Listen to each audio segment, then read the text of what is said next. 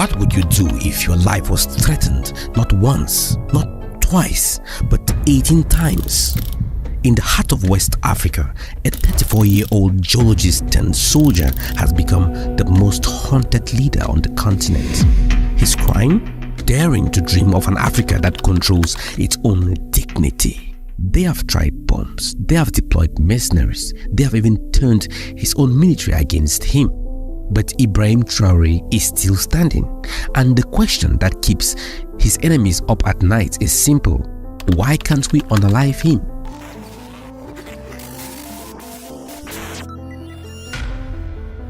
Welcome to the Strategic Lens on Africa Today, where today we are going beyond the headlines to uncover one of the most remarkable stories of survival on the African continent. Now, before we dive into the assassination plots, let me paint you a picture of Burkina Faso.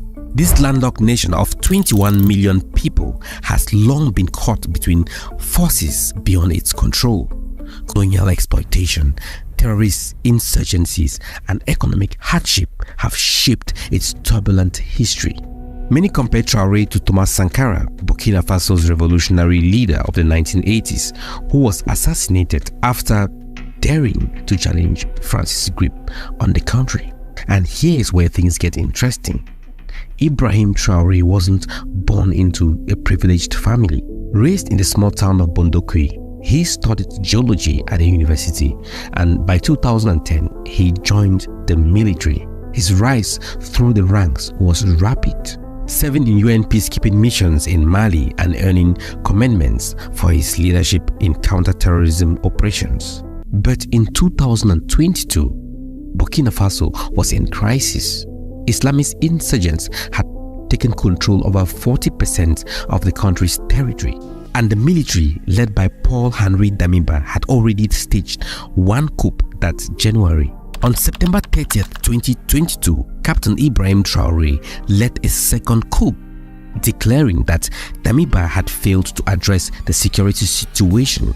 At 34, he became the world's youngest head of state, launching more than 18 much-needed factories in Burkina Faso within 6 months. But here's what most media won't tell you. Ibrahim Traoré wasn't just any power-hungry military man. He even refused an increase in his salary when he became the head of state. He chose instead to maintain his salary as a commander, since he was a commander before taking power. His first actions in power sent shockwaves in power halls in Paris and Washington. He expelled French troops, cancelled exploitative mining contracts, forged new alliances with Russia, and began implementing policies reminiscent of Thomas Sankara's revolutionary vision, from mandating locally made clothing for public servants to freezing corrupt officials' assets. And that's when the assassination plots began.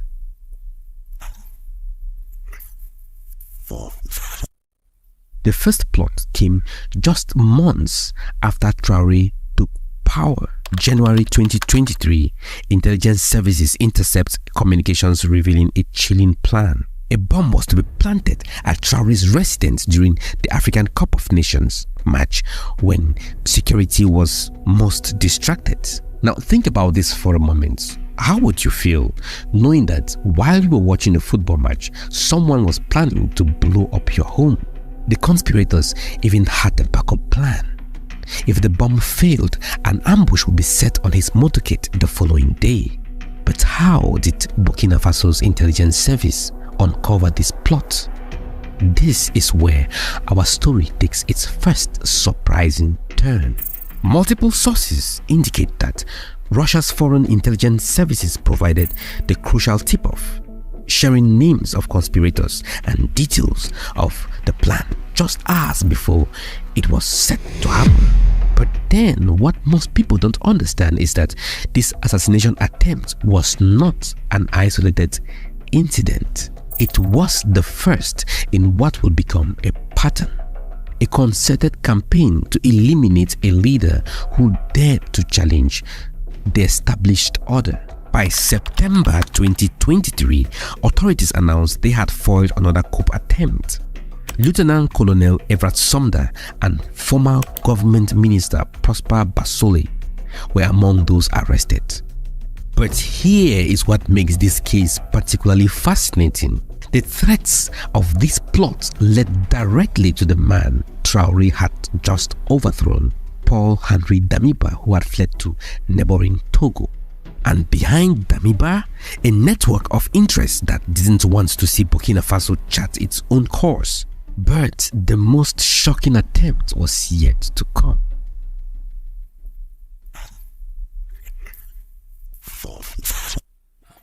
What's the price of a president's life? In Burkina Faso, apparently, it's 5 million. The plan was as audacious as it was simple. The influential figure, whose identity has never been publicly revealed, arrived in Burkina Faso. He deliberately cultivated relationships with soldiers in Traoré's inner security circle. If you could help me eliminate Ibrahim Traoré, he told them, I'm going to pay you over $5 million. The soldiers appeared to accept. The mysterious figure paid them the $5 million and gave them special ammunition. When you are near Ibrahim Traoré, just take out your guns and hit him with his bullets, and boom, you are rich. But in a remarkable turn of events, these soldiers went to Ibrahim Traoré and revealed everything to him and handed over the money and evidence. We have been paid with this money to earn your life, they reportedly told him, but we have allies. We can't do this to you. What would you have done if you were in Traoré's position?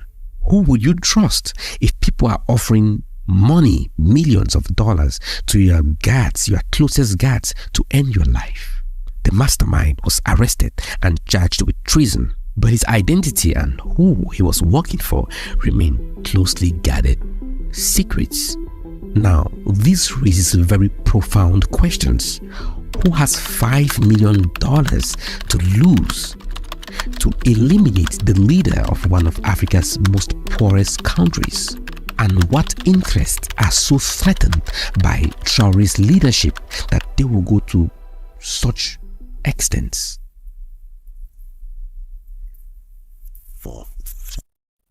Contrary to what many people believe, Burkina Faso is not poor. Burkina Faso is the 4th largest producer of gold in Africa. And just for a reminder, more than half of all gold that is mined, that have been mined on earth, comes from Africa. Burkina Faso has significant deposits of zinc, lithium, manganese, and many other rare minerals. Its cotton is prized worldwide. For decades, these resources flowed out of the country, primarily benefiting foreign corporations and the local elite who facilitated these arrangements. Many assume that terrorism is the biggest threat to Burkina Faso. But what if I told you that terrorism might be actually a tool that is used by external powers to control mineral resources within this region? Ibrahim Traoré himself has suggested this connection, pointing out that terrorist activities mysteriously intensified after he expelled French forces and cancelled exploitative mining contracts. Then there is the regional dimension. The Economic Community of West African States, ECOWAS, heavily influenced by France, imposed sanctions on Burkina Faso and even threatened it with military intervention. What we are witnessing isn't just one man's survival. It's about the future of resource sovereignty in Africa. And caught in the middle of this struggle is a global power competition. As France's influence wanes, Russia has stepped in, providing security assistance, intelligence support, and diplomatic backing to Traoré's government. Most Western media portray this as Russia opportunistically expanding its influence. But for Burkina Faso's perspective, this partnership offers something France never did: respect for their sovereignty and security support without the colonial baggage.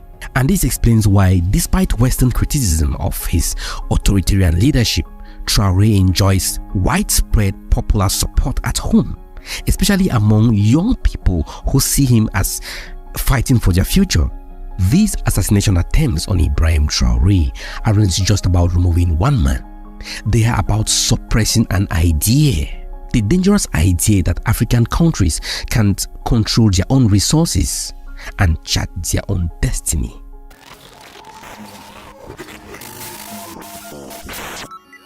Despite the constant threats to his life, Traoré has initiated ambitious projects, from local manufacturing initiatives to agricultural reforms.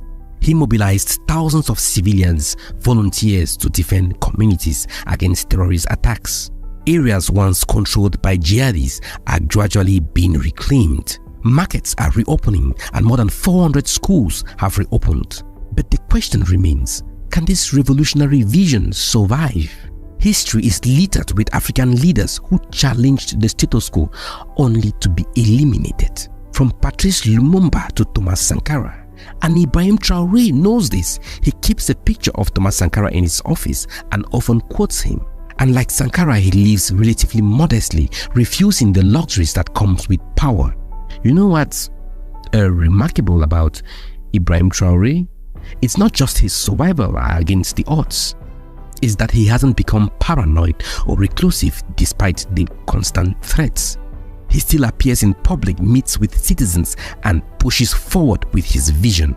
And across Africa, his example is inspiring the new generation to question established order. From Mali to Guinea, from Niger to the diaspora, young Africans are asking, what if we too control our own resources? What if we too charted our own destiny? The assassins may still be plotting, the geopolitical chess players may still be moving their pieces, but something has fundamentally changed in Burkina Faso and beyond. The story about Ibrahim Traoré's survival is still being written, and honestly, I don't know how it ends. Will he succeed where others have failed? Will the forces arrayed around him eventually prevail? What I do know is that each assassination attempt that fails makes the idea he represents even stronger, that African resources should benefit African people, and that even the smallest nations have the right to determine their own future. So I'm curious, do you think that leaders like Ibrahim Traoré represent the future of Africa, or do you think they are fighting forces that are too strong to overcome? Share your thoughts in the comments below. This has been the Strategic Lens, looking beyond the headlines to understand the forces that are shaping our world.